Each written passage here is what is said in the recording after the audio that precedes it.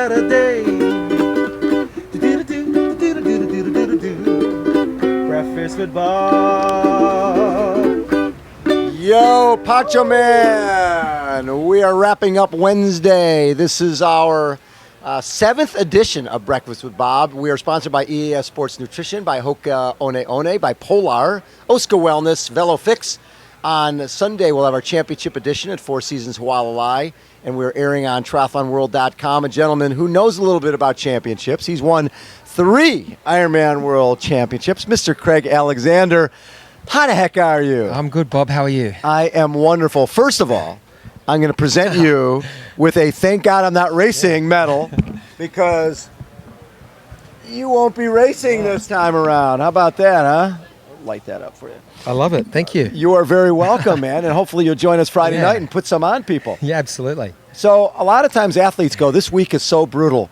You're not racing this year. How brutal is this race not racing? Yeah, no, it's been a busy schedule. I mean, I've got, I think, 30 or 32 appearances in 4 days. So, but 32 appearances. I'm loving it. I'm you Yes. know, in all fairness, my sponsors, when I was racing championship races, they would leave me alone to prepare, and and hopefully I would do well, and then they'd leverage afterwards. But I always said when I came back and I wasn't going to race to use me, and they're certainly getting their money's worth out of me, and I'm having a ball.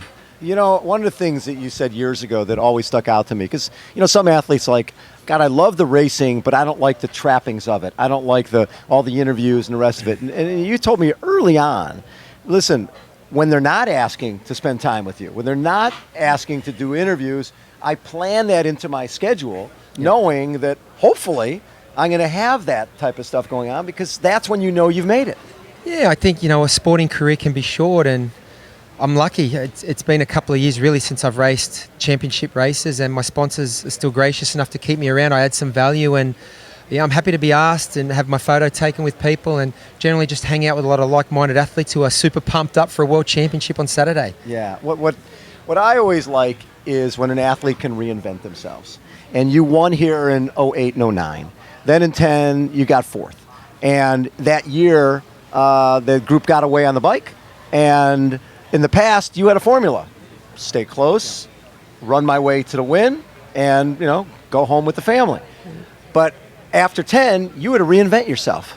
You know, absolutely. Well, it was a formula that worked well for Mark for six victories, and and being a history of the sport, I looked at the ways to be successful here, and that seemed to be the blueprint. Yes. But yeah, no, and you know what? Sometimes in hindsight, things happen for a reason, they say, but some of the locals are excited. A couple of donuts on the main street. Good. But I think things happen, and it gives you a chance to maybe to change things up and do something differently. And it's kind of liberating, to be honest. I had a certain recipe here, and, you know, I came back in 2011 with different equipment. It was the first year I wore an aero helmet. Yes. It was the first year I paid attention to all the little details that really add up. And for me, it had mainly been about the physical and mental preparation, and so I added another string to my bow, and it was a very enjoyable year because, as you said, it yielded some great results, but I did things a little differently. I raced a little differently, used a different strategy, tried to set the win up on the bike rather than just wait for the marathon, and yeah, it was a really enjoyable year. And if you look at the great champions, back in the day, they used to say, oh, Dave Scott can't run, right? He's too big, he can't run. And Paula Newby-Fraser has to win the race on the bike. Her last win in 96, she outran Natasha Badman. And for you, that year, you had, what'd you take, 17 minutes off your bike split or something? 13, it was 13 minutes. You took a bunch of time off your bike split. You still ran great. You broke the course record. A month before, you won the 70.3 World Championship. So everything came into place that year. It did, and it can be risky to change a formula that's netted world titles. Yes. But with great risk comes great reward, and I won 2 world titles in 4 weeks. And, yes. But it was more the performances that I was most proud of, the way I did it, and I did reinvent myself to some degree. You know, I continued to work on my strengths, which I felt were my swim and my run, but I brought a dominant bike ride to the table. Changed the game. It did. It changed the game for me, certainly. Yeah, it changed the game because people had to look at you differently. When you're leading on the bike, all of a sudden they're going, wait a second, there's a problem here. Well, yeah, and I mean, what was most satisfying was I think I was still able to run a 2:43 that year, and close the deal with a great run, which is what I was known for. And get the course record. Yeah. It still stands. Absolutely. That's 5 years ago. Does it seem like 5 years ago? It doesn't. It does. No, it doesn't really. Half a decade ago, and I'm very proud to own that course record, but I think it's in serious danger with some of the boys coming up through the ranks these days. Now, let's talk a little bit about that. Next year is going to be crazy because I think 70.3 Chattanooga, besides Jan Frodeno, Sebastian Kienle, and Lionel Sanders, those guys, I think you might see a Mario Mola, a Javier Gomez, maybe a Brownlee or two. Yeah. It could be crazy. No, and I think traditionally that's what we see in a post-Olympic year. Yes. I mean, we saw it after Beijing. We had Andy Raylert and a lot of those guys, Rasmus Henning, step up. And then post-London, we had Jan and Bevan Doherty.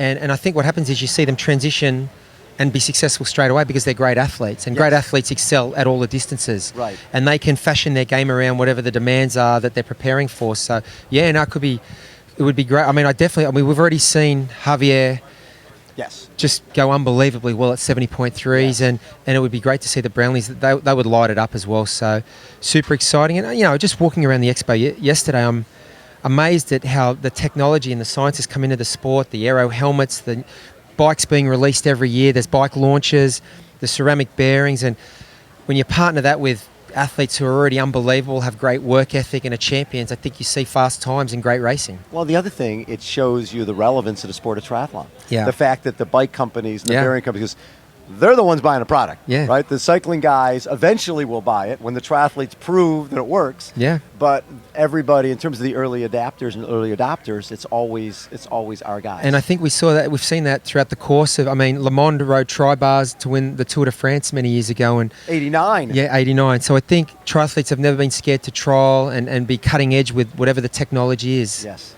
So when you look back at everything you've done, and you had a very successful career before you moved over to the 70.3 in the Ironman, but that's really where you made your name. You're second here, first time out. You win 2 in a row, fourth, and then win it again. When I look at the career part, and I look at, especially in 2011, when you win the 70.3 Worlds, win the Ironman World Championship, and then about 6 months later, go to Melbourne. And normally, I think Craig Alexander would be going, okay, I don't need to be doing another full, right? You're going to be doing a 70.3. Yeah. And you're not just doing Melbourne, but there's no way you're going to go, quote unquote, validate by walking a marathon. If Craig Alexander's going to the line, you're there to race. Yeah.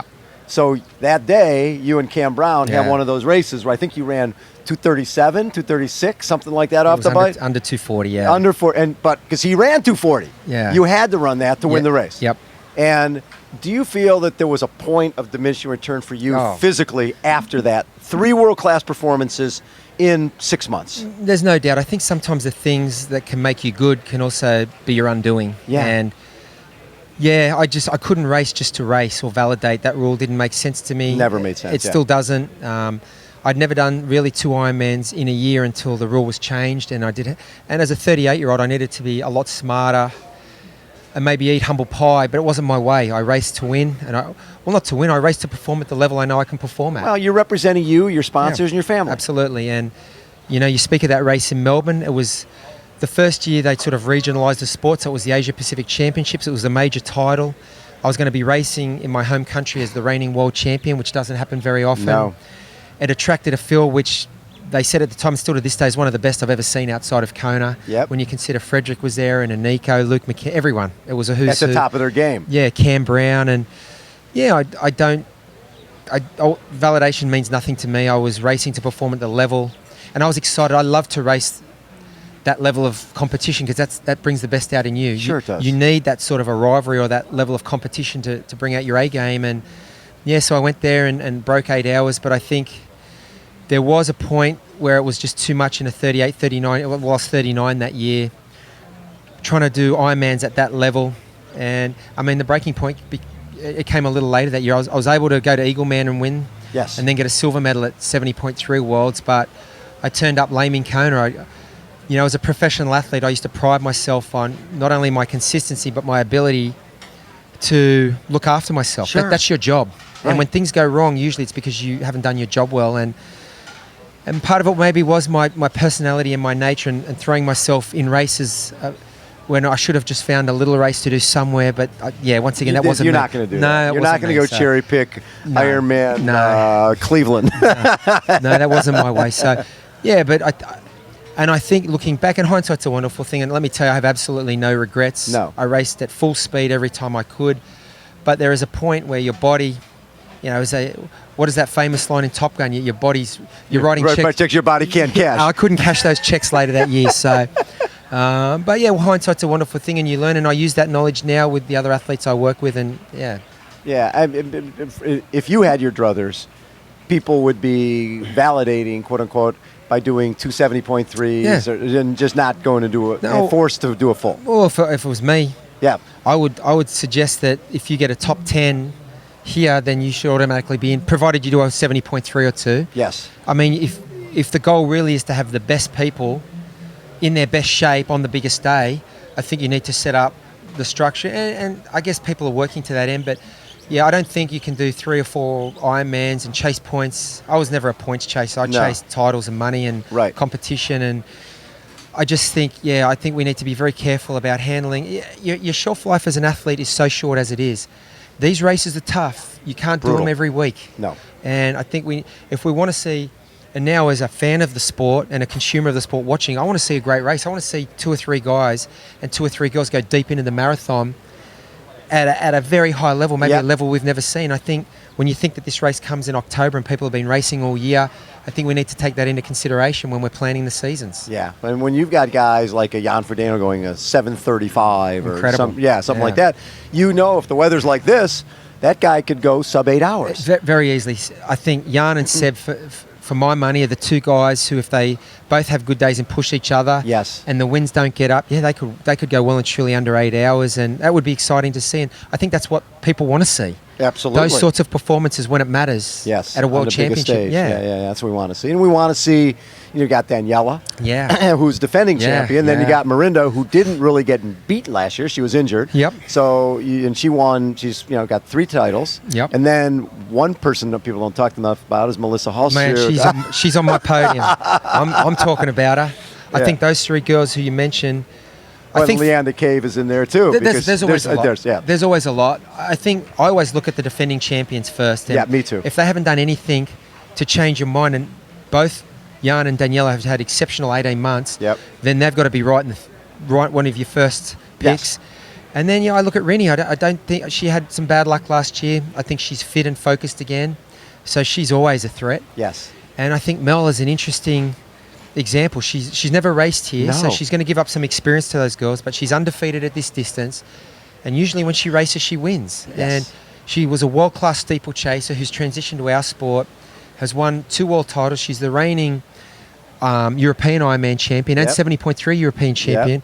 Won a silver medal at World 70.3s not long ago. To Holly Lawrence, who's not a full Ironman person, right? Just a specialist. Absolutely. So the women's race is fascinating. It's going to be incredible because I think those girls, you talk about matchups in sport, you're going to have Daniela swimming and biking away and those other girls coming later in the race. So it's going to be an interesting matchup, and I can't wait to watch, actually. Yeah, it's going to be fun because Marinda and Mel could come out of the water somewhere near each other, and then Mel's will get away on the bike. Yep. And then if it's 10 minutes off the bike, with Daniela to Rini's in the game. She's in the game. Rini's well in the game. I think even more than 10 minutes. And so I think at some point we could see those girls together. It's probably deep in the marathon, but it would be great to see. Great for the sport. Yeah. So as a fan, when I look at the list, I think there's 20 guys who could be top 5. Yeah. And probably about the same many of women, 15 women who could be top 5. Yeah, no, absolutely. Easily. And I think for me, that's always been the mystique and the magic of this race. On paper, there was always, I thought, 15 to 20 guys who can get on the podium or top 5. Yeah. Of course, there's only room in the top 5 for 5. I'm not a maths genius, but I know that. And, winning's different. Winning's different. And I think, that's why you look at the past champions. But there's a lot of people, men and women here, who have won 70.3 titles, who have won Ironman titles. But 20 doesn't go into 5. No. So... there's always going to be someone who's maybe carrying an injury or an illness in. That we don't know about yet. That always happens. We'll find out. And mechanicals, unfortunately, that can happen. But on paper, both the men's and ladies' races are shaping up as crackers. It's going to be fun. Yeah. It's really fun. Is it okay for you now to come back here and not race? Yeah, no. I mean, was it because last year the first yeah, time? it was. Yeah, I mean, it's hard, that transitional phase. I don't care who you are and what sport. Sure. For me, it was always about the structure and the process of not just race day, but the 12 months leading up. Sure. And my year was accounted for every day in the lead up. I knew what I was doing every day when I woke up. And when you're not racing at that level anymore, and the races sort of get scheduled in after you've put in the travel and the sponsorship and the family, yeah, it's a different feeling, and it takes some getting used to. And I wouldn't say I'm completely adjusted, but I'm completely at ease with being here, watching and supporting a lot of people I've raced and a lot of people I've known for 15 years. And I'm super pumped to hopefully see them realise their dreams on Saturday. And you've won this year 4 out of the 8 races you did. I did. The old man there's still a bit of juice in the legs. Wait, 43? 43 soon. No, I'm 43. Sorry, I'm 44. Yeah, look at me trying to talk myself down. I'm 44 next year. I'm 40. Jeez, I feel 43. I feel. See, you're 42. I feel You 35. 42. Oh, Yeah, there I you feel go. 35. But I'm 44 next year, and yeah, still It's the loving best sport there is. Man, I love the sport. It's a sport and a lifestyle you can have forever. It's been great to me. It's a fountain of youth. I tell Yeah. people all the time. Yeah. As a runner, the reality for all you runners out there, once you get to 45, you're not running any faster. Yeah, no, right? sorry. It's done. But if you do triathlon and swim and ride a little bit, The cross training and you the can run non-weight forever. Absolutely. Run less, run forever, and do triathlon. Yeah. And it is the fountain of youth. Speaking of fountain of youth, Mr. Craig Alexander has been our guest. I'll have a round of applause for our main man. Ah, thank you. 3-time Ironman World Champion, champion of the ukulele, Mr. Poncho Man, taking us out. It's Aloha Wednesday. I'm gonna run till Saturday. It's Breakfast with Bob and Mr. Alexander. He's going to be Mr. Yeah. Now you are old.